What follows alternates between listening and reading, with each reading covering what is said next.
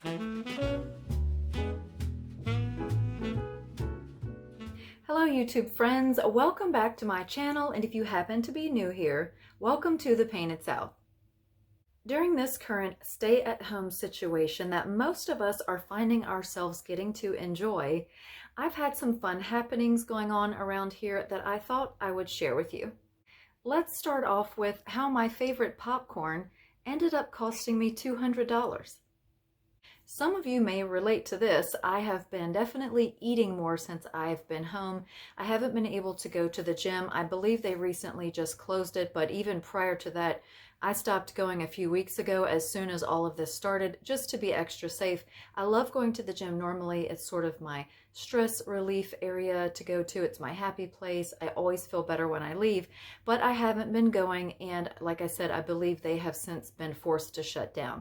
So I have been home a lot more, and I've been eating not as healthy as I normally would, and that includes chips and salsa. My husband and I will sit and watch TV, Netflix, and we will eat chips and salsa, which is not good for you at all. And what I like most about it is probably the salty aspect. So when I'm craving salt, I like to have something like chips.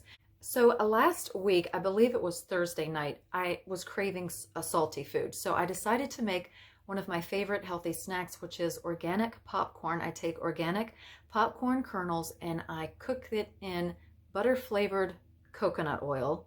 And then on top of it, I do drizzle some butter or vegan butter, depending, a little bit, tiny bit of salt, pepper, and I put nutritional yeast all over it. And it is fantastic. It is so good. If you haven't tried it, I highly recommend that recipe.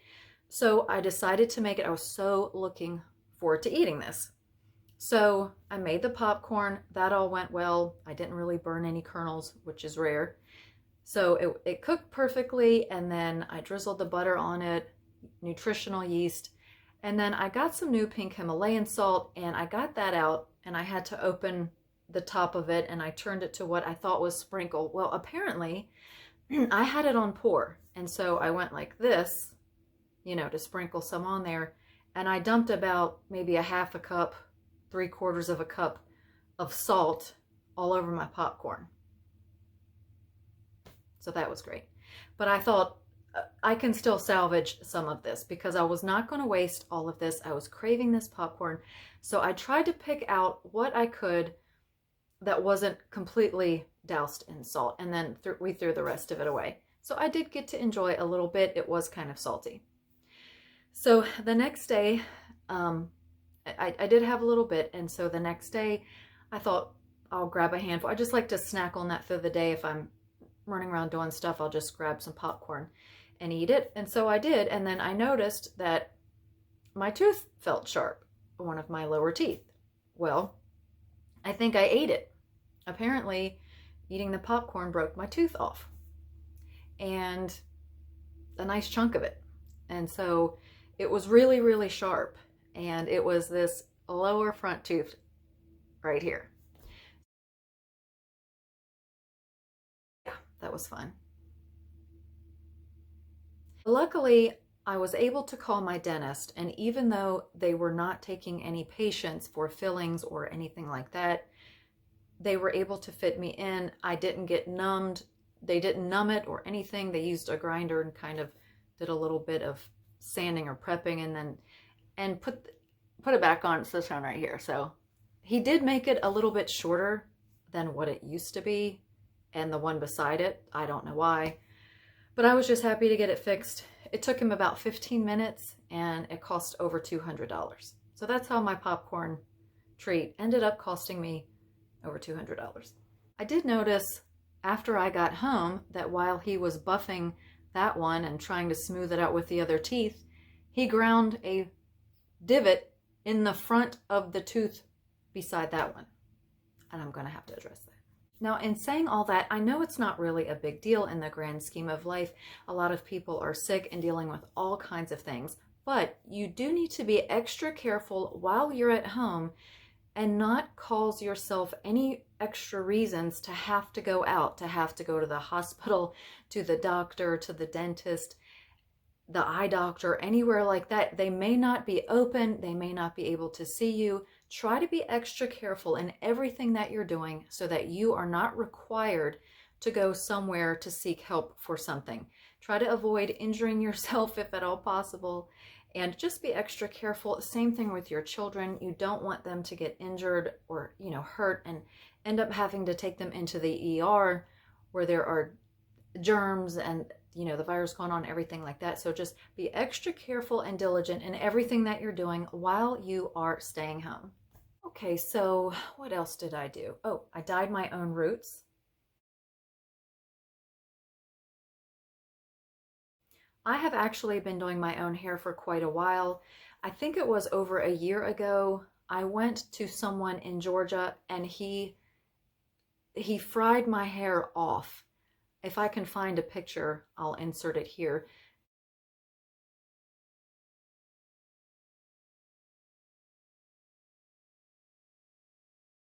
I just wanted some highlights, and he literally put the bleach on and just went and ate his lunch, and I had pieces of hair here this long.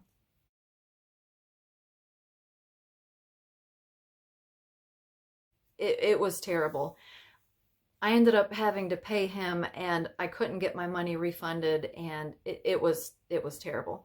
So anyway, since then I've been trying to baby my own hair and I've just been dyeing it myself. So I do have grays that come in, and I do just dye the roots a really dark brown, which is my natural color, and then I do put in my own highlights and then tone them. I haven't gone super blonde yet. I've been just trying to do a little bit more of a natural look. So I've been doing my own hair at home, so it hasn't really been affecting me. I know a lot of people can't get out to their salons and get their hair done. So if you decide to do your hair on your own, be really careful. I would avoid trying to do anything that you're not comfortable with doing and just sort of try to wait it out. Maybe wear a scarf or a hat if you don't know what you're doing or you're not used to doing your own hair. I got my taxes done, completed the census. Let's see. We binge watched Ozark on Netflix, season 3. What do you want? I highly recommend that show if you don't mind swearing, violence, sexual content, anything bad. Fantastic acting, not for children, but it's great. It's sinfully addictive. The ending will probably surprise you. Don't watch the spoilers. Let's see, what else have I been doing? Oh, I played with my dog outside.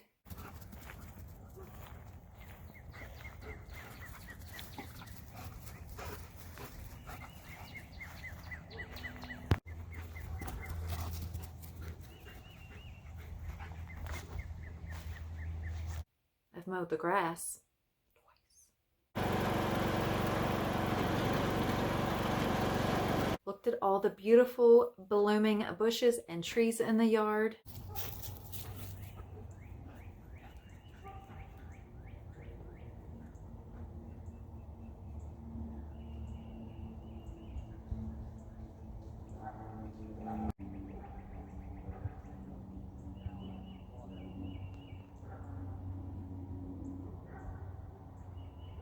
I played with my cats.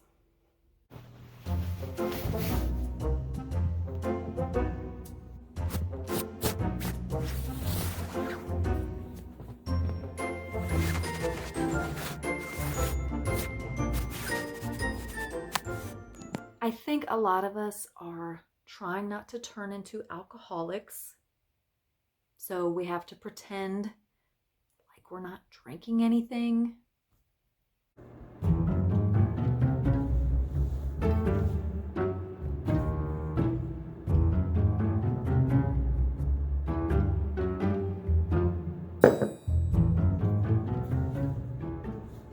I made this mini hat.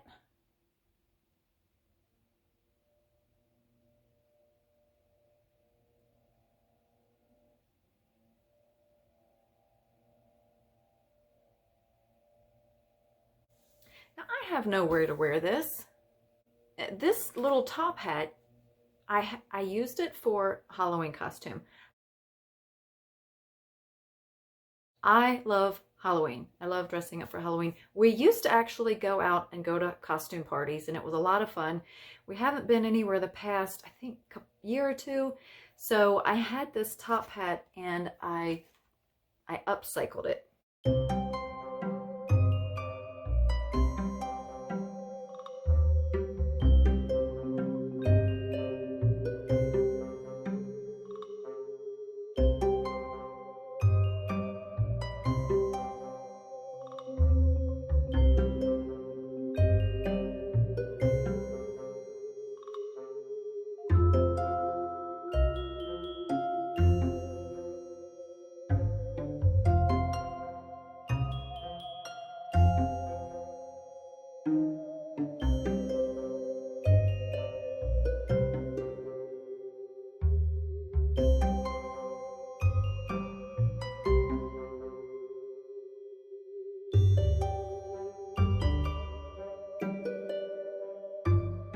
I love little top hats that have the Easter ears here, and I was going to add some made out of grapevine, and I started to do it, but I just didn't like it. It wasn't looking right, and anyway, I just left it like this. It would be really cute to add a little teacup somewhere in here, you know, like Alice in Wonderland, Mad Hatter. I love all those hats.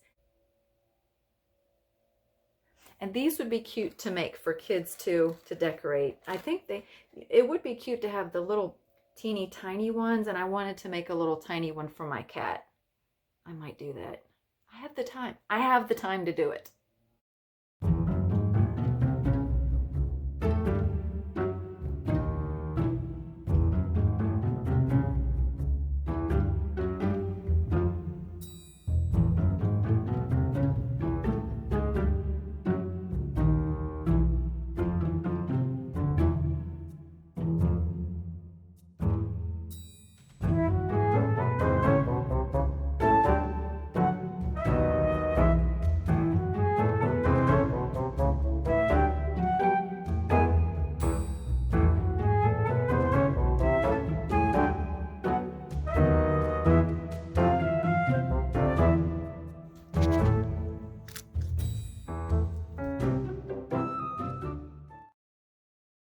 And on this, I just used florals that I did not plan on using anywhere else. I got these off something thrifted, I'm sure, and I just glued them in, and then I added some little tiny eggs. I think it turned out cute. I did paint the hat and give it a little bit of antiquing, and it looks like quilted fabric, which, I mean, it was quilted fabric, but it was just silvery, and I wanted it to look old and antique, and then just glued little bits and bobs on there and added a tiny bit of moss. I think it turned out cute. There are a million ways you can make these.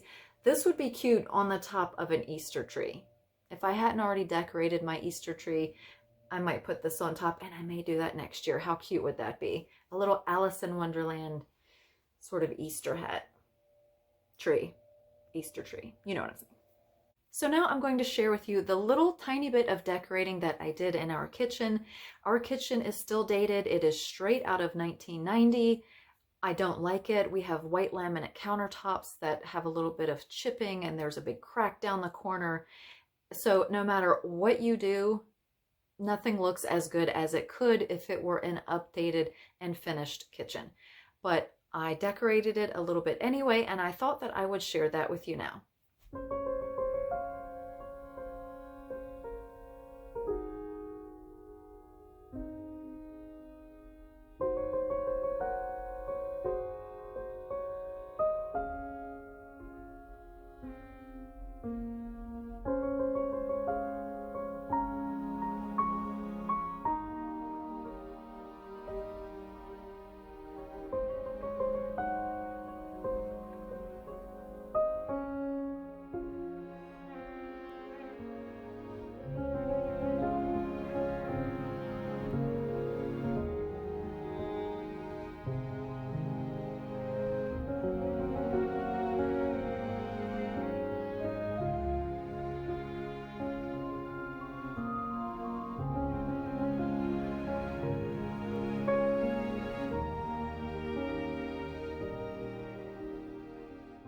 So here really simply we have a cutting board, a pitcher with greenery, our chef bunny, LED candle, another metal basket with a bunny, some eggs and flowers and greenery.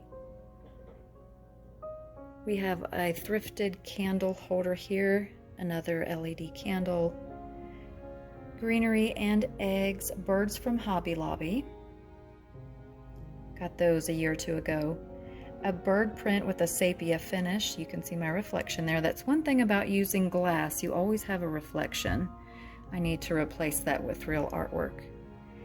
And that just sort of fills in that corner. And then we have a bird cage here with different greenery, some more eggs, some flowers, LED candle, and an angel.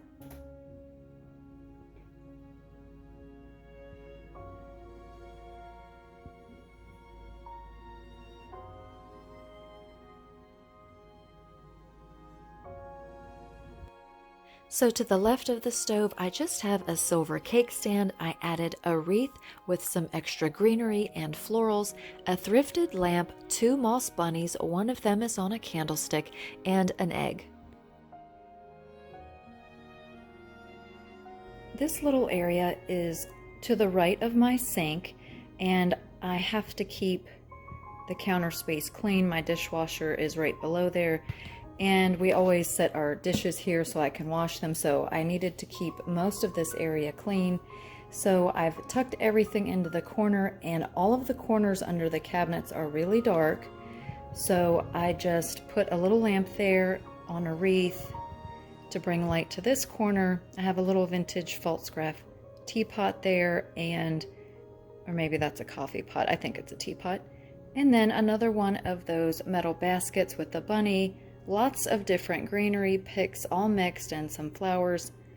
I don't have as much spring decor probably as I do Christmas or even fall, so I'm slowly collecting greenery so I can decorate my entire house one day, but I'm using what I have. I'm not going out shopping. So those are those floral picks that you saw me haul from Hobby Lobby. I have one of the green ones back there as well. This little lamp was thrifted. It's just enough to add some decor to that corner, but still leave counter space for me, so I think it's fine. I could tuck something right here. If I do, it'll be utilitarian, like sponges or something like that, or just something utilitarian. I'm trying to keep things a little bit more minimalistic with my spring decor this year, just to give some breathing room and some air. So that's what I have in that corner.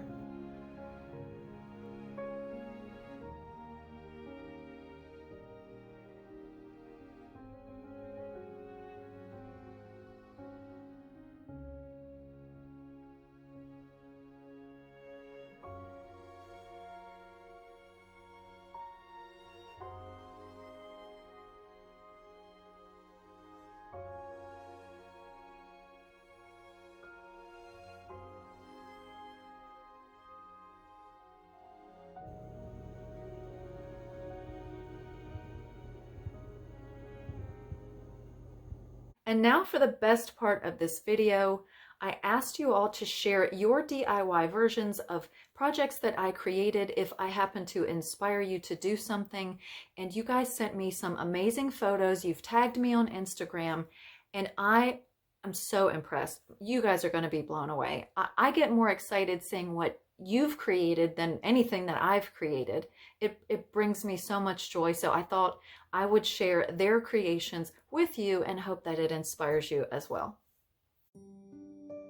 In a previous video, I upcycled these clearanced Hobby Lobby lattice lettered wall art pieces into rich colored mini garden wall hangings.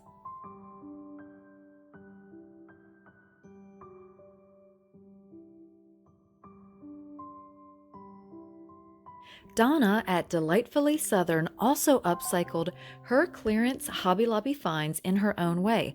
I'll link her video below. Be sure to check out her channel. I've shared several paint tutorials on how to layer your paint for an aged patina. Lori shared how she layered several paint colors on a plain white urn and created this beautiful patina, enhancing all of the details. Absolutely gorgeous.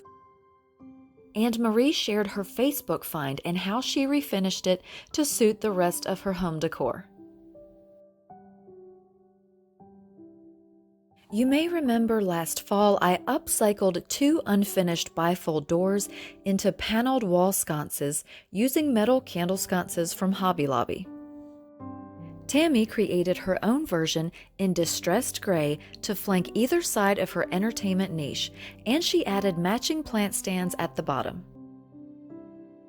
And check out this stunning display by Toby Parker using her stained DIY version to flank her gorgeous Christmas display. Several weeks ago, I shared how to make this extra large DIY bird's nest. Sharon tagged me on this post on Instagram. Look at how amazing her nest turned out, and here it is with her bunny family and eggs in it. Francine also shared her DIY nest, and it is absolutely beautiful. I love the grapevine and how she placed everything together so perfectly. Recently, I shared several spring DIYs, including this bunny floral arrangement,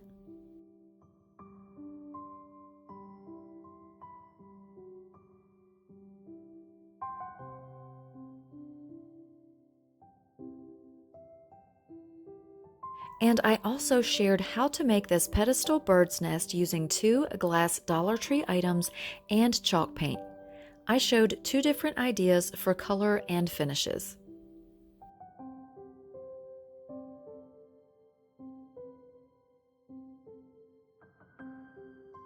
Now look at Carolyn's versions she created for her spring display.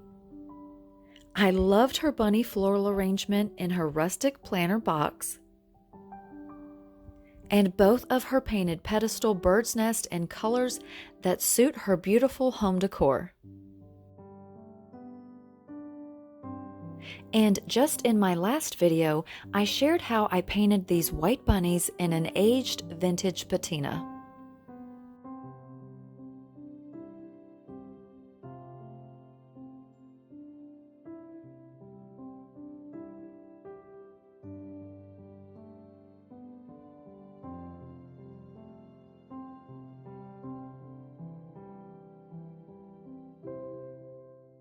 And now look at how amazing Lori's Chef Bunny transformation turned out.